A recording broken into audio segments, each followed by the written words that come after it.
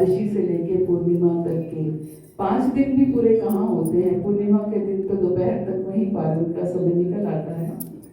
तो इसे भीष्म पंचक भी कहते हैं। तो क्यों कहते हैं भीष्म पंचक, इसे पता है क्या? आज से युधिष्ठिर को वो भीष्म जी ने वो ज्ञान दिया। भीष्म पितामह तो उन्होंने उपदेश दिया। भीष्म पितामह शरशैया पर थे। तो कितने दिन शरशैया पर रहे भीष्म पितामह? किसने भीष्म स्तुति सुनी है? भीष्म पितामह कितने दिन शरशैया पर रहे? लोहड़ी से एक दिन नेक्स्ट डे लोहड़ी मकर संक्रांति के दिन उन्होंने शरीर जो है छोड़ा, है ना। तो वो 58 दिन तक 58 डेज वो शरशैया पर रहे। 58 दिन तक वो शरशैया पर रहे। और जब उन्होंने शरीर छोड़ा वो 400 वर्ष के थे उस समय, है ना। तो 400 वर्ष की उम्र थी उनकी और 58 दिन वो शरशैया पर रहे। हम सब जानते हैं कि उनकी भीष्म प्रतिज्ञा, एक्चुअली भीष्म पंचक इसको इसलिए कहते हैं क्योंकि जैसे भीष्म देव ने एक तरह से भीष्म प्रतिज्ञा थी, ये भी भीष्म प्रतिज्ञा की तरह हमें 5 दिनों को हमें वो करना है। तो वो जो 58 दिन थे वो इन भीष्म पंचक से शुरू हुए थे, है ना। इन भीष्म पंचक से शुरू हुए थे। तो बाकी कंप्लीट वो कब हुए थे? जनवरी, मकर संक्रांति में। तो इस तरीके से हम समझ सकते हैं इसको। मुख्य तौर से इसका अर्थ यही है कि जैसे भीष्म देव ने प्रतिज्ञा ली थी वैसे ही हमें भीष्म प्रतिज्ञा लेकर के इन 5 दिनों को पूर्ण करना है।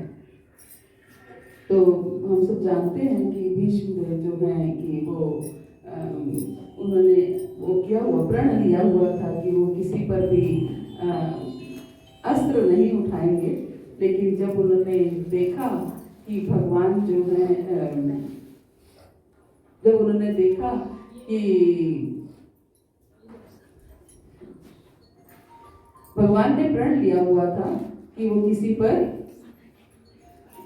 अस्त्र नहीं उठाएंगे, लेकिन जब उन्होंने देखा कि भीष्म देव जो है वो बाण पे बाण की बौछार किए जा रहे हैं। क्या हुआ था जब अर्जुन और भीष्म देव का युद्ध हो रहा था तो भीष्म देव लगातार बाण निकाल के प्रहार करते जा रहे थे। बार बार एकदम रोष में आ गए थे कि मुझे आज अर्जुन को मारना ही है, क्योंकि उनको कौरवों ने ये बोल दिया था कि आप तो जानबूझ के पांडवों का लड़ आप हमारे पक्ष से रहे हो, लेकिन हो तो आप पांडवों के पक्ष से, आप अर्जुन को कभी नहीं मारोगे क्योंकि आप अर्जुन से पांडवों से प्रेम करते हो। तो आज उन्होंने सोच के आए थे कि आज मैं इसका वध करूंगा। तो एक के बाद एक वो तीर निकाल करके बार बार प्रहार करते जा रहे थे और इतने जबरदस्त प्रहार कर रहे थे कि अर्जुन को प्रतिकार करने का मीन्स उनको रोकने का, अवरोध करने का अवसर ही नहीं मिल रहा था। मतलब अर्जुन उनके बाणों को रोक ही नहीं पा रहा था, जबकि अर्जुन एक ऐसा योद्धा था कि वो कभी उसको पसीना नहीं आता था। कितना भी वो युद्ध कर लेता था उसको कभी पसीना नहीं होता था, क्योंकि पसीना तब आता है जब हम बहुत मेहनत करते हैं और बहुत उससे स्ट्रगल करते हैं किसी कार्य को करने के लिए।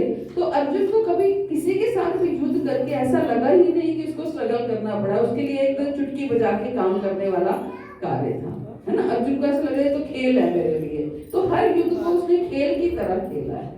अर्जुन ने हर युद्ध को खेल की तरह लड़ा है। लेकिन आज जो है, आज भीष्म पितामह सामने हैं और भीष्म पितामह के युद्ध को वो कैसे आज जो है भीष्म पितामह के साथ युद्ध हो रहा है। तो अर्जुन की जो बाट बनी हुई है, तो भगवान ये देख रहे हैं कि अर्जुन पसीने से तरबतर हो रहे हैं और भगवान देख के उनको लगा कि आज अर्जुन जो है वो घबरा रहे हैं, थक रहे हैं।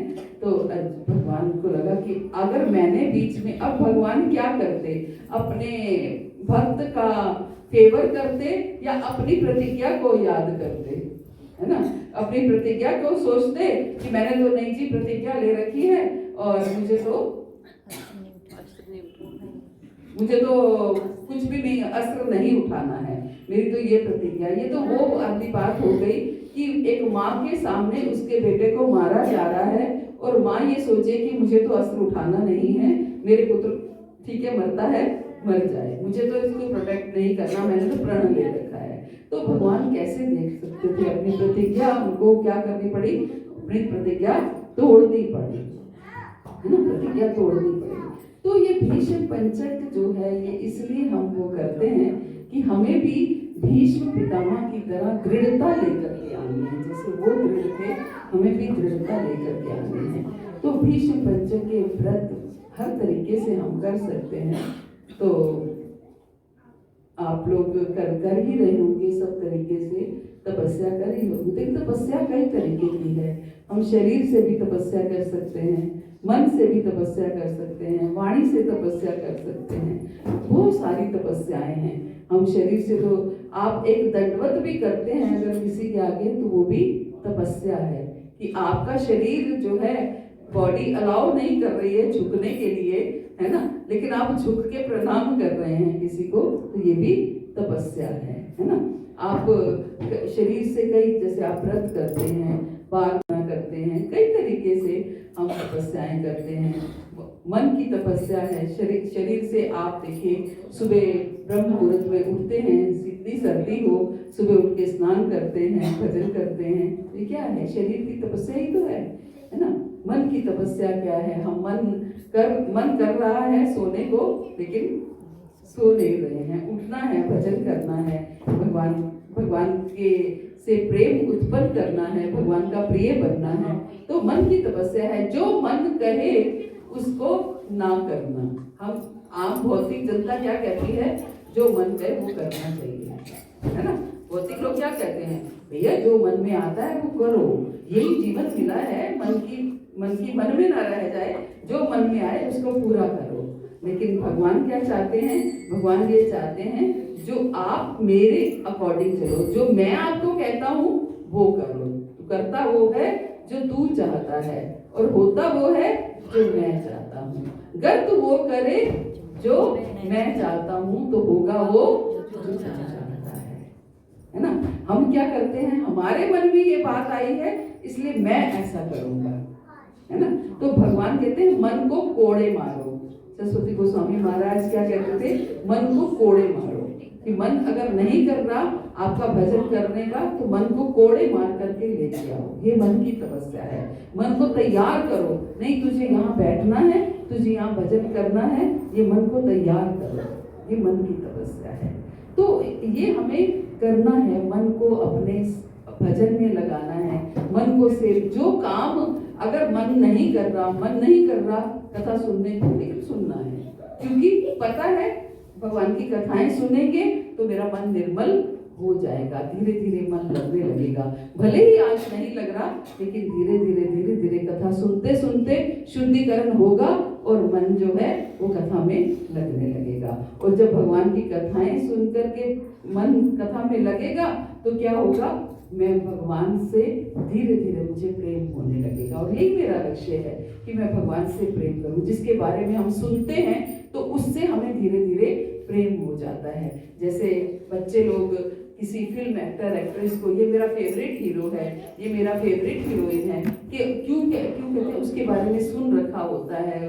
किसी को उसके स्टंट पसंद आते हैं, किसी को उसके डायलॉग्स पसंद आते हैं, किसी की एक्टिंग पसंद आती है। तो इस तरीके से जैसे हीरो हीरोइन को उनके फेवरेट को देखा कभी नहीं होता, केवल सुनने मात्र से ही उनके फेवरेट बन जाते हैं, उनके प्रिय बन जाते हैं। तो ऐसे ही जब हम भगवान हमारे हीरो हैं, हम उनके बारे में सुनते हैं, उनकी कथाएं सुनते हैं, उनकी लीलाएं सुनते हैं, तो हमारे वो धीरे धीरे प्रिय बन जाते हैं। तो हमें यही करना है। भगवान को हमें येन केन प्रक्रेण मना कृष्णा निवेशिता, जैसे भी करके, जिस तरीके से हमारा मन कृष्ण में लगता है उस तरीके से हमें मन को कृष्ण में लगाना है। हमारा मन जप करने से लगता है तो जप करके लगाना है, अध्ययन करके लगता है तो अध्ययन करके लगाना है, श्रवण करके लगता है तो श्रवण करके लगाना है। येन केन प्रति, कैसे भी करके हमें मन को कृष्ण में निवेशित करना है, मन को कृष्ण में लगाना है ना। तो ये हमें तरीके ढूंढने हैं। तो ये मन की तपस्या है। मन की तपस्या यही है कि हमें मन नहीं कर रहा फिर भी हमें करना है। कार्तिक में भले ही पूरा महीना हम सुबह नहीं उठ पाए, होता क्या है, हम संकल्प तो करते हैं लेकिन संकल्प बीच में टूट जाते हैं, है ना, टूट जाते हैं। चतुर्मास का संकल्प किया तो 4 महीने बहुत लंबे लगे, बीच में टूट गया। फिर सोचा चलो कार्तिक तो कर ही लेंगे, कार्तिक का संकल्प किया, बीच में त्योहार आ गए, कार्तिक का भी संकल्प डामाडोल हो गया, टूट गया। तो कम से कम ये 5 दिन हम ऐसा संकल्प करें। 5 दिन तो कोई बहुत बड़ी बात नहीं है, 5 दिन ऐसा संकल्प करें जो टूटे ना, है ना, जो टूटे ना। हम अच्छे से भगवान का भजन ब्रह्म मुहूर्त में उठ के कम जितनी माला हम करते हैं उससे ज्यादा करने का प्रयास करें। जो लोग नहीं करते हैं, जिन्होंने अभी तक भगवान के नाम का जप शुरू नहीं किया है, ये अंतिम 5 दिन हैं जिनमें हम इसका पूरा लाभ उठा सकते हैं। इन 5 दिनों में जब हम शुरू कर लेते हैं तो भगवान हमारी हाथ जो है वो कस के पकड़ लेते हैं कि चलो आया तो सही, पकड़ में आ तो गया, है ना। तो इस तरीके से हमें अच्छे से भगवान का भजन करके, ये मन की तपस्या है। वाणी की तपस्या, बहुत से तरीके हैं तपस्याएं करने के। हम वाणी की तपस्या भी करते हैं। वाणी को मधुर बना करके, सुंदर बना करके, मीठी वाणी बना करके, मीठी हो लेकिन ये नहीं कि उस दिन कौन कह रहा था कि मीठी छुरी कहते हैं, है ना। तो मीठी छुरी नहीं बनना है। किसी से प्रेम से बात करने का अर्थ ये नहीं है कि हम मीठी छुरी बन जाए। वाणी ऐसी होनी चाहिए कि मीठी भी हो और हितकर भी हो, उसकी फेवर में भी हो। स्वार्थ, अपना स्वार्थ ना हो, उसका लाभ हो, दूसरे व्यक्ति का लाभ हो, है ना, दूसरे व्यक्ति का। हमें हर वो कार्य करना है जिससे किसी दूसरे व्यक्ति का लाभ हो।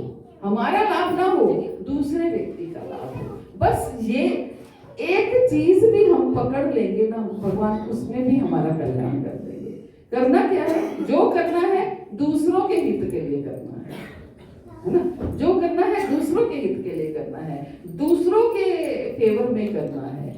हमारा फेवर अपने आप होता चला जाएगा। आप करके देखिए, जब हम दूसरों के कल्याण के लिए करते हैं, हमारा कल्याण अपने आप हो। हम कहेंगे नहीं, इससे मुझे अपने लिए करना है। अगर हम अपना सोचते रहेंगे तो शायद हमारा अपना ना भी हो, लेकिन अगर हम दूसरे का सोचेंगे तो हमारा कल्याण निश्चित है ना।